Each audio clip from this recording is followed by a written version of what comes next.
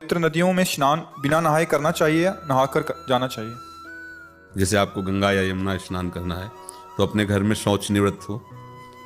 और जो अपवित्रता सहज में जैसे हाथ धो लेना, कुल्ला कर लेना, कमर से स्नान कर लेना, फिर इसके बाद जाओ फिर नदी में, वहाँ जाकर पहले प्रणाम करो, आचमन करो, फिर जाकर वहाँ ऐसे करने का विधान नहीं,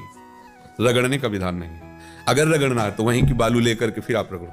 पर फिर गोता लगाने के बाद फिर नहीं रगड़ना, गोता लगाना है बस, केवल डुबकी, तो वो हुआ तीर्थ अवगाहन।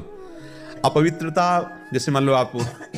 वो उसी के जल से शौच गए, फिर वहीं कुल्ला और सभी, अगर आप गृहस्थ हैं तो ऐसा ना करें।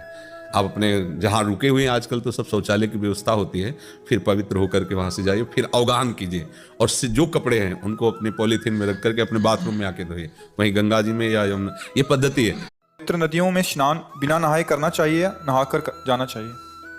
जैसे आपको गंगा या यमुना स्नान करना है तो अपने घर में शौच निवृत्त हो,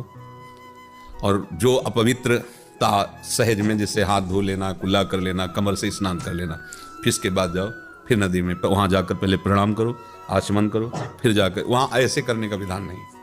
रगड़ने का विधान नहीं। अगर रगड़ना है तो वहीं की बालू लेकर के फिर आप रगड़ो, पर फिर गोता लगाने के बाद फिर नहीं रगड़ना, गोता लगाना है बस, केवल डुबकी, तो वो हुआ तीर्थ अवगाहन। अपवित्रता जैसे मान लो आप वो उसी के जल से शौच गए, फिर वहीं कुल्ला और सभी, अगर आप गृहस्थ हैं तो ऐसा ना करें। आप अपने जहाँ रुके हुए हैं, आजकल तो सब शौचालय की व्यवस्था होती है, फिर पवित्र होकर के वहाँ से जाइए, फिर अवगाहन कीजिए, और जो कपड़े हैं उनको अपने पॉलीथीन में रख करके अपने बाथरूम में आके धोइए, वहीं गंगा जी में या यमुना, ये पद्धति है।